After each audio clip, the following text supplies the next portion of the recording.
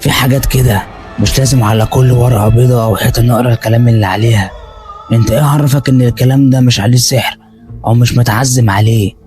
ما انت ممكن تأذي نفسك بنفسك من غير ما حد يأذيك. اللي هحكيهولكم النهاردة حصل لواحد صاحبي اسمه كريم، واللي شاف اليوم ده خلاه عمره ما يبص لأي ورقة مرمية في الشارع تاني. أنا عبد الرحمن، وده برنامج أرشيف الرعب. لو انت لسه جديد أو لسه جديدة في القناة، اعمل لايك للفيديو وكمل الفيديو لحد الآخر، وما تنساش ان انت تعمل لايك وتشترك في القناة وتفعل زر الجرس عشان يوصلك كل جديد. ويلا بينا نكمل باقي القصة. كان يوم عادي جدا، كريم نازل من شغله متأخر شوية، ماشي في شارع زحمة في وسط الناس. فجأة لقى راجل كبير في السن واقف على الرصيف وشكله غريب شوية، لابس جلابية قديمة وماسك كام ورقة في ايده. الراجل شاور لكريم وقال له: يا ابني، ممكن تقرا لي المكتوب ده؟ نظري ضعيف ومش شايف. كريم واقف من باب الجدعنة، أخد الورقة وبص فيها. كان مكتوب عليها كام سطر كده غريب، كلمات مش مفهومة وحروف متداخلة كأنها مكتوبة بلغة تانية. قال للراجل: هو ايه ده؟ مش فاهم حاجة. الراجل قال له: اقرا بس اللي مكتوب بصوت عالي. هنا المفروض كريم كان يمشي، لكن الفضول اللي بيوقع ناس كتير في مشاكل. بدأ يقرا أول سطر، ومجرد ما نطق الكلمات حس بحاجة غريبة جدا، زي دوخة خفيفة كده. ثواني وعدت، الراجل قال له: كمل. وكريم كمل. بعدها فجأة حس إن دماغه بقت تقيلة وتركيزه بدأ يضيع. الراجل ابتسم وقال له: ربنا يكرمك يا ابني، ومشي.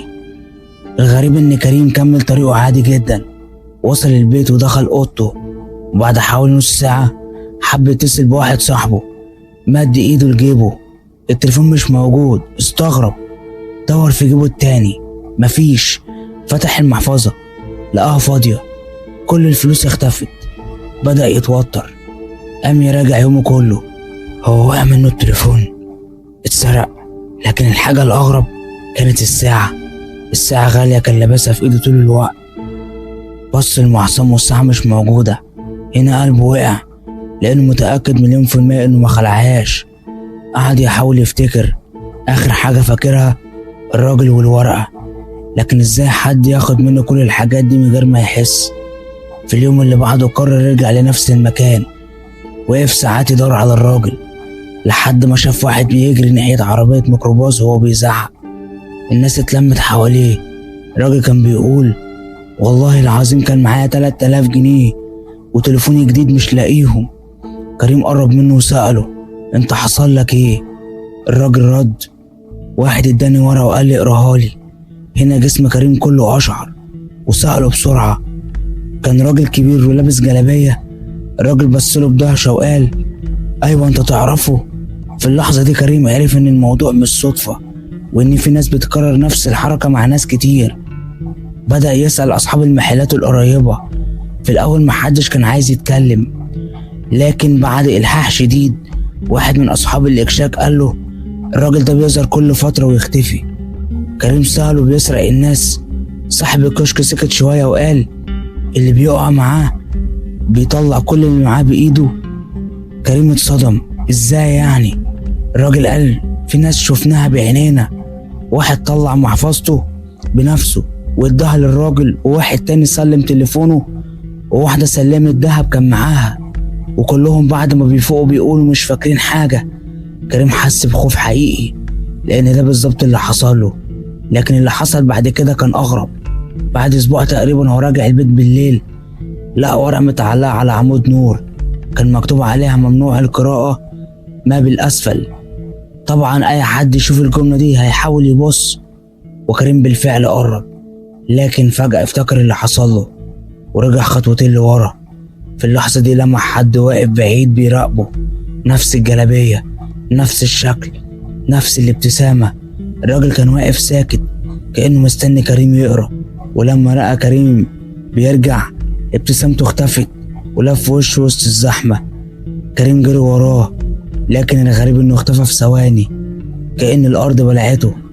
رجع للعمود مرة تانية وبص للورقة، كان نفسه يعرف اللي مكتوب، لكن لأول مرة في حياته انتصر على فضوله قطع الورقة ورماها ومشي.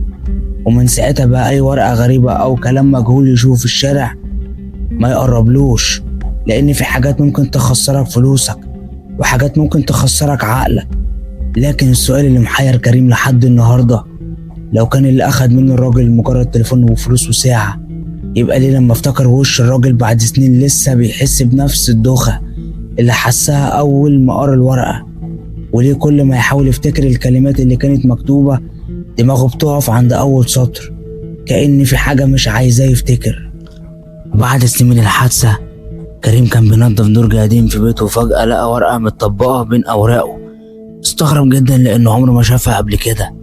فتحها لقى نفس الكلمات الغريبة اللي قراها يومها، لكن المرة دي كان فيها سطر جديد تحتيهم مكتوب فيها: لسه بقى عليك حاجة ما أخدناهاش. وفي اللحظة دي سمع خبط على باب الشقة، ولما بص من العين السحرية شاف نفس الراجل واقف بره مبتسم. ولو انت وصلت لحد آخر القصة ما تنساش ان انت تعمل لايك وتشترك في القناة وتفعل زر الجرس عشان يوصل لك كل جديد. ما تنساش تقول لي ايه رأيك في القصة في التعليقات. والسلام عليكم ورحمة الله وبركاته.